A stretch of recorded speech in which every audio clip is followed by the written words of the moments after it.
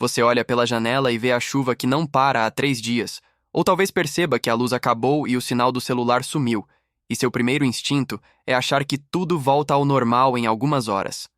A maioria de vocês vive numa bolha de normalidade tão frágil que, se eu soprar com um pouco de realidade, ela estoura e te deixa exposto ao caos. Você tem um armário cheio de comida que venceu ano passado, uma lanterna sem pilha e a certeza absoluta de que, na hora do aperto, você vai dar um jeito. Deixa eu ser brutalmente honesto com você logo no início. A esperança não é uma estratégia, e o jeitinho brasileiro não funciona contra a termodinâmica ou a biologia. Quando a infraestrutura falha, e ela vai falhar, a seleção natural não vai perguntar se você é uma boa pessoa ou se tem muitos seguidores no Instagram.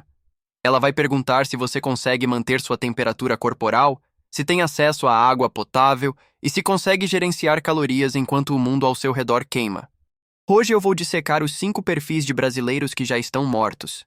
Eles só ainda não sabem disso, e vou te provar com lógica fria porque o comportamento deles é uma sentença de morte. A indústria de sobrevivência te mentiu, vendendo a ideia de que você precisa de uma faca de R$ 1.000, quando na verdade o que vai te matar é a sua incapacidade de aceitar que o conforto acabou. Se você acha que ter um estoque de macarrão instantâneo te torna um sobrevivente, ou se acredita que vai virar o Rambo quando a sociedade colapsar, eu tenho más notícias. Estou falando de situações reais, como as enchentes no sul, a seca no sudeste, greves de caminhoneiros que paralisam o abastecimento, cenários onde a fantasia de herói morre na primeira hora de fome. Inscreva-se agora se você cansou de ouvir mentiras confortáveis e quer entender a matemática suja da sobrevivência real, porque aqui nós não brincamos de acampamento, nós estudamos como não morrer. Vamos começar com o primeiro perfil, aquele que eu vejo em todo condomínio e em toda esquina deste país. O dependente tecnológico, ou como eu gosto de chamar, o zumbi do Wi-Fi.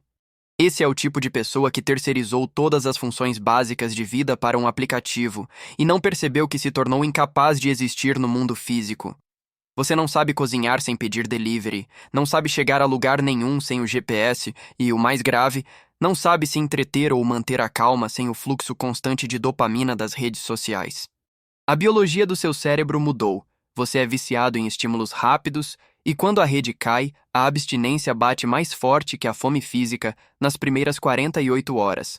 No momento em que a bateria do celular morre, esse sujeito entra em um colapso psicológico profundo, incapaz de tomar decisões lógicas porque o oráculo de vidro preto no bolso dele parou de responder.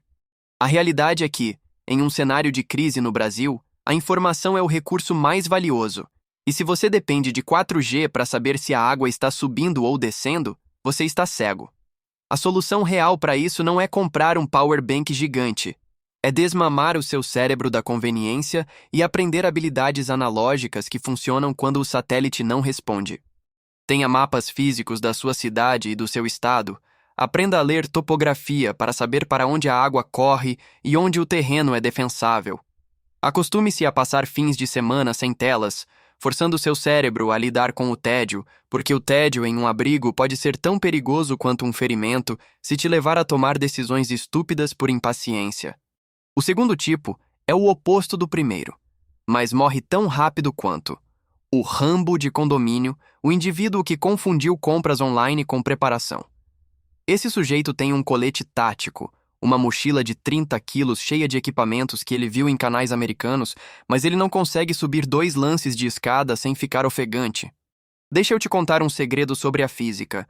Cada grama que você carrega custa calorias, e em um clima tropical como o nosso, custa água através do suor.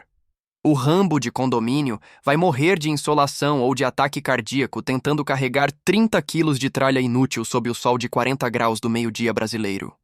Ele tem uma faca de combate enorme para lutar contra invasores imaginários, mas não tem um alicate para abrir uma cerca ou fechar um registro de gás. A realidade da sobrevivência no Brasil não é um tiroteio constante de filme de ação, é caminhar quilômetros no asfalto quente ou na lama, desviando de escombros e doenças. Se o seu equipamento é militar demais, você vira um alvo. Se você parece um soldado, as pessoas vão assumir que você tem recursos e vão querer o que é seu. A solução é a técnica do homem cinza, ou seja, parecer o mais comum e inofensivo possível, enquanto carrega equipamentos leves e de alta utilidade. Troque o colete tático por um bom par de botas amaciadas e invista em condicionamento físico, porque suas pernas são seu principal veículo de fuga. O terceiro perfil é o mais perigoso para a própria família. O otimista crônico, aquele que acredita que o governo vai resolver ou que Deus é brasileiro. Esse é o cara que vê a água entrando na sala e diz que é só uma chuvinha passageira, recusando-se a evacuar quando ainda há tempo. O viés da normalidade é um mecanismo psicológico que faz seu cérebro ignorar sinais de perigo iminente para manter a sensação de conforto, e isso é fatal. No Brasil, historicamente, a ajuda oficial demora, é desorganizada ou simplesmente não chega nas áreas mais periféricas ou isoladas. Se você terceiriza sua segurança para o Estado, você está apostando a vida dos seus filhos na eficiência de uma burocracia falida. Esse perfil morre porque espera demais. Ele espera a ordem oficial, espera o resgate, espera a luz voltar e, quando percebe que nada disso vai acontecer, já está sem recursos. A mentalidade correta é assumir que ninguém virá, que você é a cavalaria, o médico e o segurança da sua família a partir do minuto zero. Tenha protocolos de evacuação definidos, tenha pontos de encontro que não dependam de telefone e, acima de tudo, tenha a coragem de ser o paranoico que salva a família enquanto os vizinhos riem. Agora, eu sei o que você está pensando. Mas, capivara, e as armas? Se eu tiver uma arma, eu resolvo tudo isso. Essa é a pausa que precisamos fazer para destruir esse mito.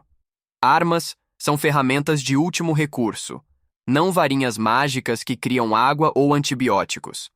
Você não pode atirar na cólera, você não pode dar um tiro na hipotermia, e nenhuma munição vai fazer seu filho parar de chorar de fome. A hierarquia de sobrevivência começa com ar, abrigo, água, comida e higiene. Segurança vem depois de tudo isso, porque você vai morrer de disenteria muito antes de encontrar um saqueador. Voltando aos perfis, vamos ao quarto tipo, um clássico da cultura nacional. O improvisador, o mestre da gambiarra que acha que resolve tudo com arame e fita adesiva.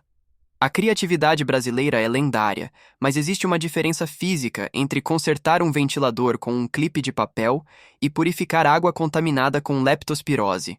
O improvisador morre porque ele subestima a complexidade dos problemas biológicos e químicos. Ele acha que ferver a água por 1 minuto basta, ou que pode comer qualquer planta que viu no YouTube. Na sobrevivência, a física e a química são implacáveis.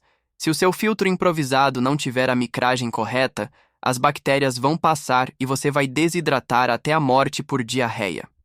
A gambiarra é útil para conforto, mas para sistemas de suporte à vida, você precisa de redundância e equipamentos testados, não de invenções de última hora. Invista em ferramentas de qualidade que não quebram quando você mais precisa.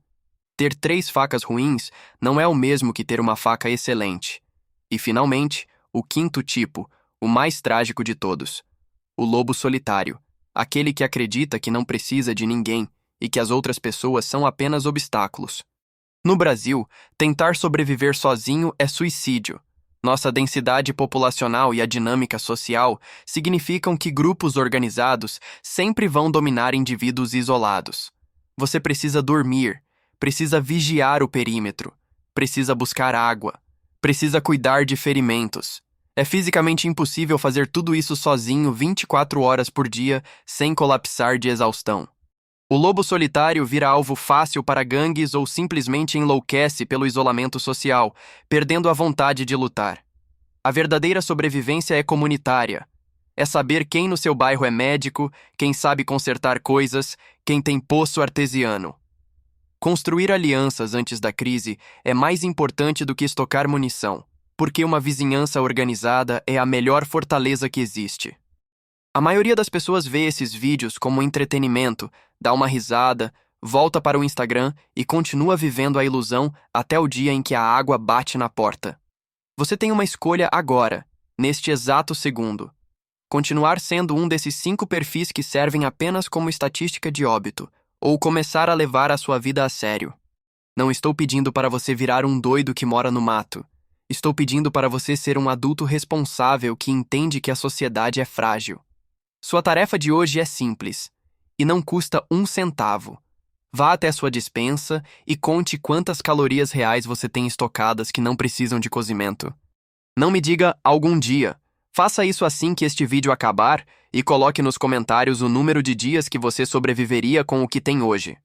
A história da humanidade é uma história de crises, guerras e desastres. A paz que vivemos nas últimas décadas é a exceção, não a regra. Estar preparado não é ser pessimista. É ter amor pela própria vida e pela vida daqueles que dependem de você. Se esse vídeo te deu um soco no estômago necessário, inscreva-se no canal, porque aqui nós não passamos a mão na cabeça.